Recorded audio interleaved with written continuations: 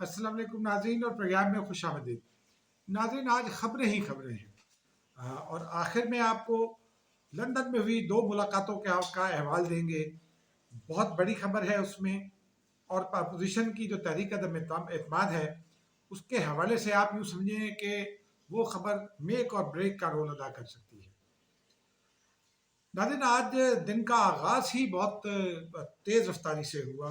पहले खबर आई कि मौलाना फजलुर रहमान और नवाज शरीफ साहब के दरमियान फ़ोन पर रब्ता हुआ है। दोनों ने एक दूसरे को बताया कि अब तक की क्या सूरत हाल है। लंदन में नवाज शरीफ साहब के जो राब्ते चल रहे हैं, उस उस हवाले से उन्होंने मौलाना फजलुर रहमान को एतमाद में लिया। नंबर गेम क्या है, ये बात सामने आई। और फिर मौलाना फजलुर रहमान ने आसिफ जरदारी और फिर जो पिछले चंद रोज़ में उनकी मुलाकातें राब्ते हो रहे हैं उनके हवाले से बताया। इस दौरान में दो और खबरें आ गई। एक खुर्शीद शाह जो पाकिस्तान पीपल्स पार्टी के सीनियर रहनुमा हैं, बड़ी कदर की निगाह से देखे जाते हैं पार्लियामान में। 1988 से मुसलसल इलेक्शन जीत रहे हैं। 1988 में सूबाई असम्बली का जीते थे और उसके बाद से वो कौमी असम्बली में आ रहे हैं। और उनका बड़ा एहतराम किया जाता है तमाम हलकों में। PTI के चंद एक लोगों को छोड़कर बाकी लोग भी, ख़ास तौर पर वज़ीर ख़ारजा शाह महमूद कुरैशी जैसे जय्यद सियासतदान भी उन्हें बहुत एहतराम देते हैं। उनसे बात हुई। उनका ये कहना था कि ये जो लॉन्ग मार्च है, ये बुनियादी तौर पर इमरान खान साहब की पॉलिसियों के खिलाफ है। फिर उन्होंने उसकी वजाहत भी की और उनका ये कहना था कि जो इमरान खान साहब के साथ लोग हैं, वो नहीं चाहते इमरान खान साहब की गलतियों का मजीद बोझ उठाना। इशारा उनका सियासी और गैर सियासी दोनों किस्म के दोस्तों की जानिब था। लेकिन आगे चलकर उन्होंने ये इंकशाफ किया कि 13 MNAs ऐसे हैं जो इमरान खान साहब को छोड़कर अपोजिशन में आने के लिए तैयार हैं। और बाद ये इतला आई कि और मुस्लिम लीग नून ने तो 20 और 22 का दावा किया, लेकिन जो मुसद्दक़ा इतलात PTI के अंदर से आई वो 16 MNAs के हवाले से हैं, जिसमें ये कहा जाता है कि 11 लोग पंजाब से हैं और वो मुस्लिम लीग नून के साथ राब्ते में हैं। 3 लोग पीपल्स पार्टी के साथ हैं और 2 लोग मौलाना फजलुर रहमान के साथ हैं। हकीकी तादाद अगले चंद दिनों में सामने आ जाएगी, लेकिन ये बड़ी तादाद है अगर 16 भी हैं। अभी ये खबरें चल ही रही थी कि फिर परवेज़ खटक साहब की तकरीर नौशहरा में आई और उन्होंने उन्होंने ये फरमाया कि जी मैं इमरान खान के साथ हूँ। और साथ उन्होंने ये भी कहा कि कोई माई का लाल मेरे होते इमरान खान को नहीं गिरा सकता। साथ ही उन्होंने धीरे से ये भी तस्लीम कर लिया कि अपोजिशन ने हमारे 10 लोग तोड़ लिए हैं, मगर हमने भी उनके 15 लोग तोड़ लिए हैं। अब ये दावे तो चल रहे हैं, लेकिन परवेज़ खटक की जानिब से ये कहना कि हमारे 10 लोग तोड़ लिए, ये बड़ी सिग्निफिकेंट बात है। नॉर्मली हुकूमती अकाबरीन या ज़ुमा जो हैं और ख़ास तौर पर परवेज़ खटक जैसा आदमी जो बहुत ही जय्यद सियासतदान है, बहुत करीब से सियासत को जानते हैं, जोड़ तोड़ के माहिर हैं, उन्होंने खुद भी कहा। तो ऐसे लोगों से मतलब ये बईद नहीं होता कि वो इस किस्म की बात कर दें, और उन्होंने बात की तो इसका मतलब है कि कुछ ना कुछ मजीद कंक्रीट चीज़ें मौजूद हैं। फिर ये बात भी सामने आई कि काफ लीग जो है वो गुज़िश्ता रोज़ मुनीर साहिब मिले थे, लेकिन अभी तक काफ लीग जो है वो पीपल्स पार्टी को यकीन दहानियाँ करवा रही है। और फिर उसके बाद ये खबर भी आई कि इमरान खान साहब के साथ जो क़ुव्वतें थी, यार कामिल अली आगा साहब के अल्फाज में रियासत के जो इशारे हैं वो मिलना शुरू हो गए अपोजिशन जमातों को। कहा यह जा रहा है कि बाप जो बलूचिस्तान अवामी पार्टी है उसके चंद लोग पीपल्स पार्टी के साथ हैं, वो आना चाहते हैं। एक इतला ये भी है कि बलूचिस्तान में एक PTI का बड़ा नाम पीपल्स पार्टी से राब्ते में है और वो अगले चंद दिनों में आना चाहता है। फिर उसमें ये भी था कि MQM के कुछ लोग भी पीपल्स पार्टी के साथ राब्ते में हैं और वो अगले इलेक्शन में शायद पीपल्स पार्टी की मदद चाहेंगे, हिमायत चाहेंगे इलेक्शन के हवाले से, या नून लीग की भी चाहेंगे। इस तरह GTA और काफ लीग, ये सब इनके बारे में ये बात सामने आ रही है कि ये काफ लीग के और ये तमाम के तमाम जो है ना वो अगले 2 रोज़ में बिल्कुल सूरत हाल वाज़ेह हो जाएगी, ये अपोजिशन को सपोर्ट कर सकते हैं। तो वो जो मैंने चंद रोज़ पहले कहा था कि उल्टी गिनती शुरू हो गई, मेरा ख्याल है कि वो उस गिनती में काफ़ी तेज़ी आ गई है, क्योंकि बाद मौलाना फजलुर रहमान और आसिफ अली जरदारी के दरमियान भी रब्ता हुआ और नंबर गेम पर बात हुई। और आसिफ जरदारी इस्लामाबाद में बैठकर जो मोहरे जहाँ जहाँ सेट कर रहे हैं वो उस हवाले से उन्होंने एतमाद में लिया। फिर दरमियान में ये भी हुआ कि खुर्शीद शाह साहब जो बिलावल भुट्टो जरदारी ने लॉन्ग मार्च से निकाल कर उन्हें इस्लामाबाद भेजा था गुज़िश्ता रोज़, वो एक रात उन्होंने क़याम किया, फिर अगला दिन तकरीबन पूरा दिन समझ लें इस्लामाबाद में रहे, जिसमें हमसे भी उनकी मुलाकात हुई यानी मीडिया से। तो उन्होंने वो उनको अचानक फिर लाहौर वापस जाना पड़ा और इत्तला ये है कि कल यानी इतवार के रोज़ खुर्शीद शाह साहब और यूसुफ रज़ा गिलानी साहब ये अपोजिशन जमातों के साथ एक इजलास करेंगे और शहबाज शरीफ साहब भी उस इजलास में होंगे। हो सकता है वो इजलास शहबाज शरीफ साहब की रिहाइशगाह पर ही हो, लेकिन ये बड़ी एक अहम डेवलपमेंट है और इसमें यह तय किया जाएगा कि तहरीक-ए-एतमाद के हवाले से जो इजलास कौमी असम्बली का रिक्विजिट करना है उस पर कितने अरकान के दस्तखत होंगे और इजलास की रिक्विजिशन कब जमा कराई जाए, क्योंकि कौमी असम्बली 11 मार्च तक बंद कर दी गई है। स्पीकर ऑफिस और चंद दीगर ऑफिस ज़रूर खुले हैं, इसलिए नोटिस जमा हो सकता है, कोई इतना बड़ा इशू नहीं है। फिर ये भी खबरें आ रही थी कि शायद मंगल के रोज़ तहरीक-ए-एतमाद का नोटिस भी जमा करा दिया जाए, लेकिन अभी मेरे एक दोस्त हैं कराची में, बाखबर आदमी हैं, उन्होंने अभी ये बताया कि उनकी इतला के मुताबिक जिस दिन कौमी असम्बली का इजलास होगा शुरू होगा उस रोज़ जब जमा कराया जा सकता है। ये अभी इसको रिकन्फर्म करने वाली बात है, लेकिन एक मौजूद है, ये एक नुक्ता नज़र या एक इतला कह लें। लेकिन जो एक और बड़ी इतला है वो यही है कि बिलावल भुट्टो जरदारी जब इस्लामाबाद पहुँचेंगे और उनका जलसा होगा, तो मेरी इतला के मुताबिक अपोजिशन के बाद रहनुमाओं को उस जलसे में शिरकत की दावत दी गई है कि वो स्टेज पर आएँ और बैठें और वहाँ ये ऐलान बिलावल भुट्टो जरदारी करेंगे। यानी चूँकि Pakistan Peoples Party main lead है इस तहरीक में, तहरीक-ए-एतमाद में, तो उनकी ये ख्वाहिश थी कि बिलावल भुट्टो जरदारी से ये ऐलान कराया जाए।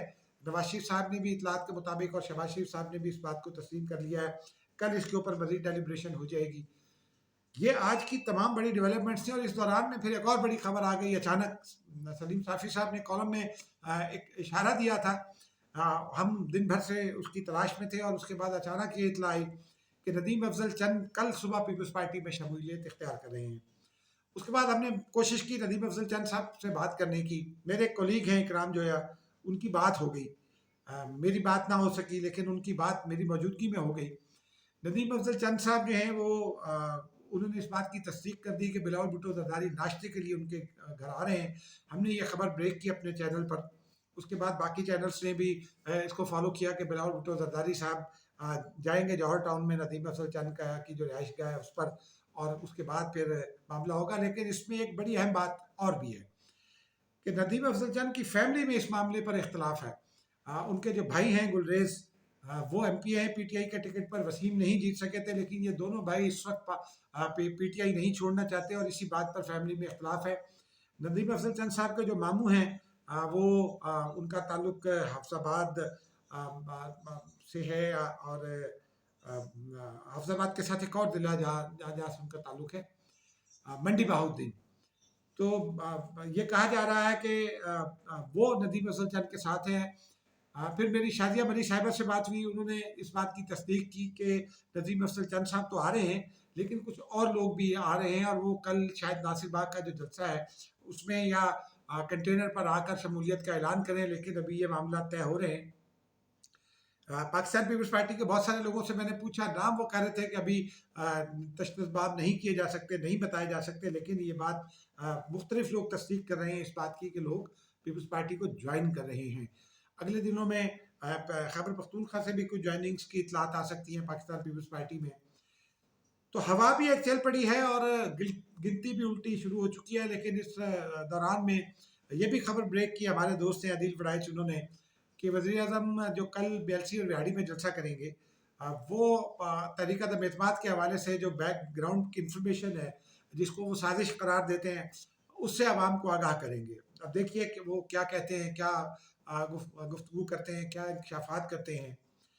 लेकिन नाज़रीन इस सारे मामले में एक किरदार बहुत अहम है जो पिछले चंद रोज़ से मुल्क से बाहर है अपने इलाज की वजह से, वो है जहांगीर तरीन साहब।